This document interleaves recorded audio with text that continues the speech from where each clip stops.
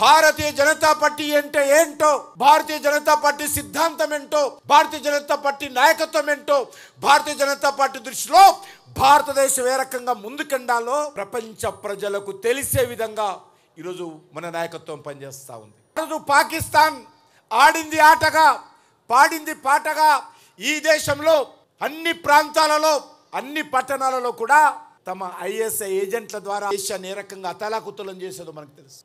మన హైదరాబాద్ నగరం కూడా ఏ రకంగా పాకిస్తాన్ ఐఎస్ఐ కారణంగా అనేక రకాల సమస్యలకు ఇబ్బందులకు ఎదుర్కొంది. సెక్రటరియట్ ఎదురుగా లుంబిని పార్కులో కానీ, కోకుల్ చాట్ బండార్లో కానీ, దిల్సుఖ్ నగర్ సాయిబాబా టెంపుల్లో కానీ, లేకపోతే హైదరాబాద్ చుట్టుపక్కల ఉన్నటువంటి అనేక పట్టణాలలో ఏ రకంగా పాకిస్తాన్ ఉగ్రవాద కార్యక్రమాలు జరిగారు.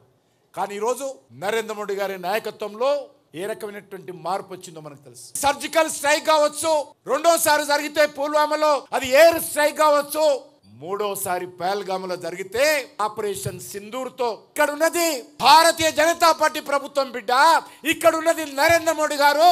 చూస్తూ కూర్చోమని చెప్పి ఏ రకంగా పాకిస్తాన్ కు బుద్ధి చెప్పామో, ఏ రకంగా భారతదేశం సత్తా ఏంటో ప్రపంచానికి పాకిస్తాన్ కు చూపించామో, ఈరోజు ప్రపంచమంతా కూడా నివ్వరపోయే విధంగా భారత సైనికులు ఏ రకంగా తమ సత్తా చాటారో మనమందరం చూశాము.